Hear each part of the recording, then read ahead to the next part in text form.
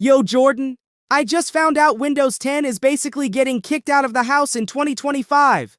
What are we supposed to do? Move to Mars?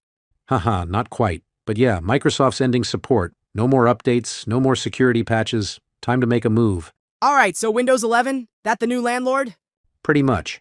If your PC meets the hardware requirements, TPM 2.0, newer CPU, you're good to upgrade. It's smoother, cleaner, and still familiar. Yeah, about that. My laptop still has a CD drive. I'm guessing it's not invited to the Windows 11 party? Probably not. If it wheezes while booting, chances are it's staying on Windows 10. Okay, plan B, Linux. But be real with me.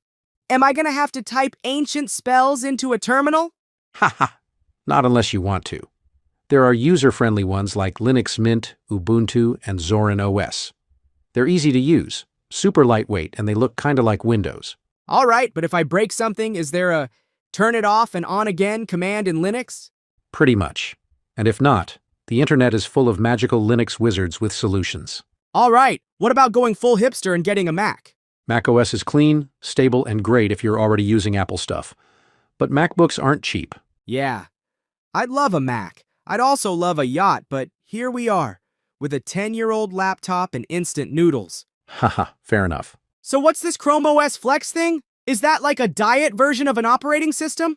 Exactly. It's lightweight, runs well on older PCs, and perfect for browsing, emails, and Google Docs. So basically, Grandma's dream setup? Pretty much. But if you need real software or want to game, probably not the best fit. Okay, hear me out. What if I just pretend none of this is happening and stay on Windows 10 forever? You could, but after support ends, it's a bit like living in a house with no locks on the doors. Not ideal. Cool. So I'll just make friends with the viruses? Name one Carl, maybe? Please don't. Alright, so my options are upgrade, switch to Linux, buy a Mac I can't afford, install a browser for an OS, or risk getting hacked by Carl the virus? That's the summary. Pick what fits your vibe and your wallet. Well, time to roll the dice on Linux. If I disappear, tell my files I love them.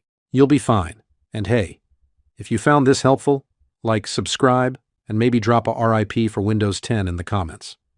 See you next time.